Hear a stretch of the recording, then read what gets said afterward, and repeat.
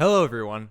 This is Ben from Last Resort Network. 2025. What a year for music so far. 2024 was an alright year, in my opinion. I mean, there were some good albums. I really liked Vampire Weekend's Only God Was Above Us. And, of course, this album right here by Charlie Crockett, $10 Cowboy. But 2025, I think, is panning out to be a better year than 2024. My title of this video might be a little bit misleading, as I'm calling it the best albums of 2025 so far.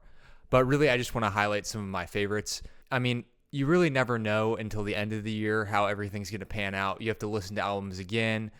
You listen to so many more albums. You might find an album at the start of the year and you haven't listened to it at the end of the year. So there's really no great way to do this. I thought the easiest way perhaps would be to divide this up into categories. The first being Glorp 'Em Up by Glorp is a house album. I don't have much to say about it. It's got a really weird album title. That's how I found it. It's an interesting album. I believe it's a guy out of Philadelphia. So if you're interested in sort of like the house electronic scene, Glorp 'Em Up is definitely a good one to check out. Now, entering the world of Instagram, we have Kyle Gordon is Wonderful. Kyle Gordon is a guy who, if you spent any time on Instagram Reels, you definitely know. He's known for his parodies, and he has one absolutely transcendent song called We Will Never Die, which is a ripoff of the Mumford & Sons Lumineers wave that happened like 10 or 12 years ago. But beyond that, he covers new metal, he covers oldies, he covers all kinds of stuff. He covers gospel, but he's not just covering them, he's satirizing them. And it's impressive because he does, he jumps from genre to genre so smoothly. And the album's cool because it's got little radio intersections in between each song, so it's not just like all disjointed, because it probably would be if he hadn't put any transitions in there, considering the range of genres he goes through. Yeah, We Will Never Die is definitely the highlight of this. But I actually think this has something to contribute to music as a whole. It's not just like a parody or satire album. It's truly a work of art. And that's what I would say about Kyle Gordon is Wonderful. Your Neighborhood by the Toxhards is an interesting, maybe post-punk, pop-punk album that's just very energetic, sporadic, wild. I've only listened to it like once or twice, so again, I don't have a whole lot to say about it, but I know that it's one I want to return to, and it had something interesting to say. All right, and this is another one I'm excited about. What's Not to Love by Mr. Romantic, aka John C. Reilly. I had no idea John C. Reilly was really invested in music at all. I guess if you look back, he has done various musical acts throughout his career. Walk Hard, the Dewey Cox Story, which I haven't watched, but is a movie that he did that he plays a musician, and he sings for that. And I think he wishes that movie was more successful because he was really proud of the performance. But this is his take on sort of vaudeville, Baroque kind of music. It's really good, actually. This is something that it's definitely weird and out of left field, but I would check it out. It's pretty cool. Hyperpop has been all the rage over the last, 2 or 3 years, since the rise of 100 gecs. And then, of course, last year, Charlie XCX's Brat kind of took it into the mainstream.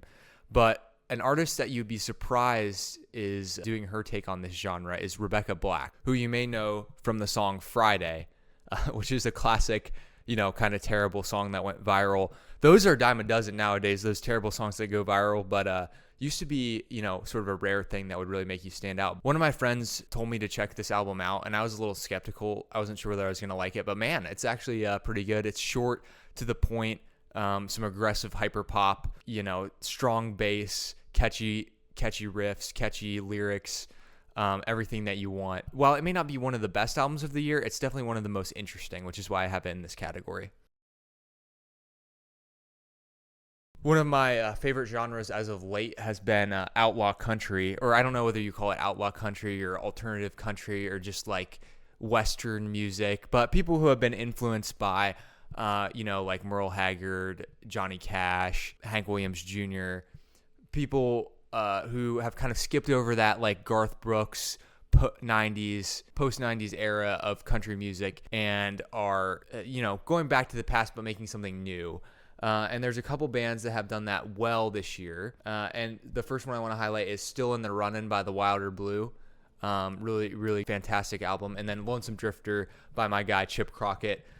Charlie Crockett, while it's not as good as $10 Cowboy, I don't think, Lonesome Drifter is a great add to his discography. He's a really, really strong songwriter. He's very consistent, and you're hardly going to find anyone who matches his output and his consistency in modern music in general. He started as a busker. That's where he gets his $10 cowboy from. $10 was a whole lot of money. He's really setting the tone nowadays on the country circuit, and I think hopefully sparking a bit of revival in the genre, which, I have my thoughts on, but I'll hold them for now. The next few albums I would consider close to the top, but not quite there. So the first one is Sable Fable by Bon Iver. Bon Iver has been a solid artist over the last, it's been almost 20 years since he burst onto the scene. He's gone in more experimental directions. He's had ups, maybe a few downs. I really liked 22 A Million. Of course, I really like his first two albums. I think those are the ones that a lot of people deem as classics. But I wasn't sure what to expect from him. But this was like a really solid, interesting take on folk. I feel like it's a little bit more approachable than some of his more experimental albums, and that's going to appeal to a wider base of people. Of course, this album could also get lost in the shuffle. I feel like when artists start hitting their 6-7 album mark, you might start to find them being underappreciated. He's not the new guy on the block anymore. Everyone knows that he went to the cabin and wrote the album. He's going to have his fan base, but how much more beyond that he'll do, I'm not sure. But I think you should check this album out. It's worth your time. It's interesting. I definitely listened through a couple times when it first came out. So worth checking out. An album I listened to recently and came out, I think, last Friday, is Let God Sort 'Em Out by Clips. I had no idea they were getting back together. I'm a huge fan of Pusha T's Daytona, probably one of my favorite rap albums of all time. And I just think he's a super talented writer, really interesting. But Clips back together, man, this album doesn't stop. I know some people were criticizing the Pharrell production. I could care less, really. I just want to hear Malice and Pusha T, spit some bars, talk about dealing some yayo. And, they have interesting stories, interesting lyrics. I feel like this is going to be one of the best hip-hop albums of the year. Clips is a band with a storied history and also some interesting, murky history, some label debates. But at the end of the day, it's two brothers just going at it. So I can really appreciate that. Another one that I thought I would have put higher, but ended up on the close to the top list, is Viagra Boys by Viagra Boys. The Swedish post-punk band is always at it with their sort of crazy, wacky lyrics, political criticism, a little bit of a satire and irony element to it. This album definitely hooked me the first listen. Now, I don't know that it's aged as well, but what I mean by that is I'm not sure it's going to be like my favorite album of the year or really in contention for that, but it's probably going to be a solid top 10, top 15, top 20 project by year's end. If you haven't listened to Viagra Boys, you should definitely start listening to them now.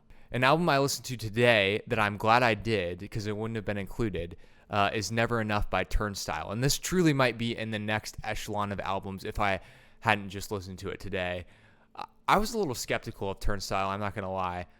I kind of got the impression they were a little bit more of a, mainstream metal band or like hardcore punk, but they are not really either of those things. But they were definitely making waves, and I saw like a clips of a concert of theirs. I believe they're from Baltimore area, and it seems like they brought a lot of energy. So it was enough to intrigue me, but I wasn't sure like the style of music would be what I liked. Man, this was really good. I mean, from the opening track, they really get you hooked. Some heavy parts and then some interesting electronic parts. It's very melodic, very ethereal, very atmospheric. If you're looking for like the absolute heaviest thing, this is definitely not it. But I'm usually not looking for that. Like I'm not really a metalhead. I can find some appreciation for it, but it's generally not my lane. So this appealed to me. I can see how they would be like a successful sort of crossover band where they can appeal to like people who like heavier music. It's less mainstream, but also people who like more melodic music could still get into this. It's great like gym workout music, I feel like, but I think there's more there. And I'm stretching a little bit because I haven't like actually given this that much time, but so far rave reviews, I think this could be maybe move into the album of the year contenders.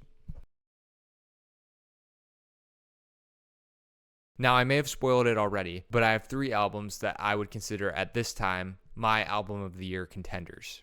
So the first one is Gem of the West by Centuries. Centuries is a band that I discovered last year on Rate Your Music early in the year. I was like seeking out albums to listen to at this point. And there's this album called Snow as a Metaphor for Death by this band called Centuries. And the descriptors were like, kind of wild. And I was like, I'm going to listen to this. And that album is, it's almost just like hard to describe because it's noise rock, art rock, fusion, just very loud, abrasive, really good. And for an artist as small as Centuries, clearly got a lot of talent. It's a guy, I believe he's from Calgary, Alberta. His name's Kim Elliott. Really, really talented guy. So I was interested to see where he would take this project because he got a little bit of momentum from that little Rate Your Music spike. I think for a second, his album was number 1. I have no idea where it finished, but for a second, because it was like early January, it was like the top album of 2024. And he really came through with Gem of the West. This feels in all ways a more polished and complete album when compared to Snow as a Metaphor. You can really see him pushing experimentation further, but also pulling back a little bit and making songs that sound more complete. I really like Cowboy Carcass. It's a masterful song, but there's a lot of like really great songs on this album. I know the closer is really good. This is truly like an album that it just feels like a complete project and not just like a group of songs that are going for an experimental sound, if that makes sense. It's truly a cohesive work of art. And I'm really proud of how Centuries has progressed and moved forward. And I hope they only get bigger. I know they're still pretty small, experimental. It's still sort of a DIY thing, but hopefully, he can get touring up and going and we can see what Centuries can do. The next one that's an album of the year contender is Turnpike Troubadours with The Price of Admission. This is more in that outlaw country, alt country, western lane, whatever you want to call it. Turnpike Troubadours was not a band I was familiar with, but when this album came out, especially on the outlets that sort of promote like Charlie Crockett and Culture Wall, Tyler Childers, people like that, I was starting to see some buzz for this album. And the album cover is actually really interesting and cool. I feel like the deer, it just kind of like pulls you in. But man, this just feels like a band that has been around for a bit and just has finally put together their best work. Having not listened to their other albums, I guess I can't say with assurance this is the best thing they've ever done. But wow, I mean, this is as complete of a country album as I've heard in maybe my entire life. Okay, that's maybe a bit of an exaggeration. I mean, it's more of a true country album. There's a little bit more fiddle, but like maybe I would say like Tyler Childers has put together better projects, like something like Purgatory, but that's more of a bluegrass album. Like it's not really country. It's easy to lump these guys all together when you're kind of rooting for multiple genres that are adjacent to each other to get more popular and gain more momentum. Turnpike Troubadours is a band to check out and listen to. Listen to this album. I recommended it to some friends who like this type of music and they loved it. Yeah, Turnpike Troubadours. And finally, probably the front runner at the moment for my best album of the year. And I had to debate it a little bit with The Price of Admission, but I think this is my front runner right now still, and that is Lonely People with Power by Deaf Heaven. Man, when I first listened to Sunbather by Deaf Heaven, I think it just clicked another element of music listening in my head. They're known for their death gaze music, which I guess you could say is like extremely atmospheric, sort of rhythmic metal. I mean, it's death metal. It's abrasive. It's loud, but it's also very ethereal. And as you can tell, I love shoegaze. I'm wearing my Loveless t-shirt. I love that movement, but it definitely brings like a heavier element to that genre. This finally felt like they might have an album that's close to being on par with Sunbather, which I would consider to be their magnum opus. I've listened to some of their other albums and they didn't quite reach the heights. And this one just feels like they really went for it. And it's super powerful. I was listening to a couple of the songs from the opening of the album, and it's an onslaught, but it's also controlled, which I appreciate, and it feels important. Like there's just some albums that you're like, yeah, this clicked on another level, and you can just understand it from the moment that you listen to it. I think a lot of people will have agreed that this album is as close to Sunbather as they've come, And I don't think you should necessarily compare, like it'd be like comparing, Kid A to OK Computer. Hopefully we can have that discussion where it's like they're not the same album. Like they're going for different things. This one's a little bit longer than Sunbather. I think the songs tend to be a little bit shorter, but there's more of them. So, you don't have to like always be comparing a band to what you can think their best work is, but this is so far the best album of the year. I am a huge fan of the like fourth, fifth, sixth album a band does, and they really like have put it all together. I think I've seen that over the last couple years. Sure, there's been some years where it's like Ants from Up There was Black Country New Road's second album, and I really, and probably Geese in 2023. But last year it was Vampire Weekend with Only God Was Above Us. I felt like they finally came back together. They took the elements that were the best of their music and they synthesized it into this sort of, perfect album for them. It perfectly encapsulated what they can do. The same thing with like in 2020, the Strokes came out with a new Abnormal. Their career trajectory had been like up here and then going down in album quality every single year. And they finally put together this like synthesization of everything that they had done.